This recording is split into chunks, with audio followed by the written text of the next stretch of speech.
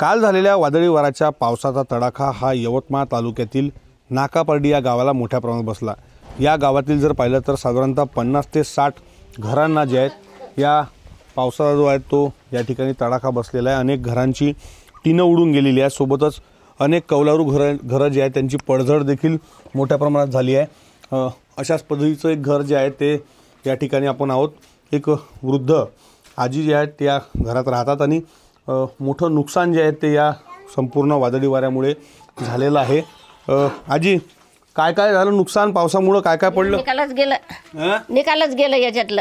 अच्छा, भांडे कुंडे निकाल फुटफाट झाले। हे बाई इकडं भरलं राजा पसारा। हो का? लाव केलं ना। कसा होता पाऊस?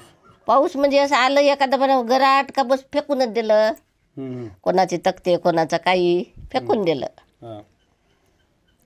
हे काय काय पडलं तुझ्या घरातलं? हे निकालच गेलं घराचं। कौलं गेले, फाटे गेले, सारच गेलं। हो का?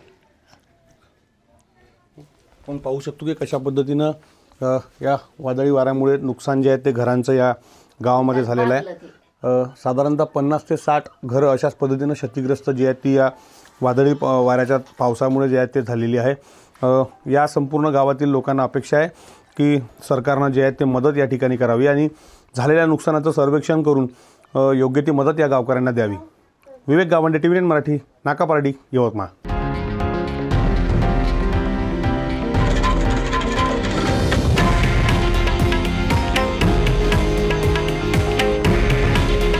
हे आहे देशातील नंबर 1 न्यूज नेटवर्क आणि आपण पाहत आहात TV9 मराठी। काळजी तुमची, हित महाराष्ट्राचं।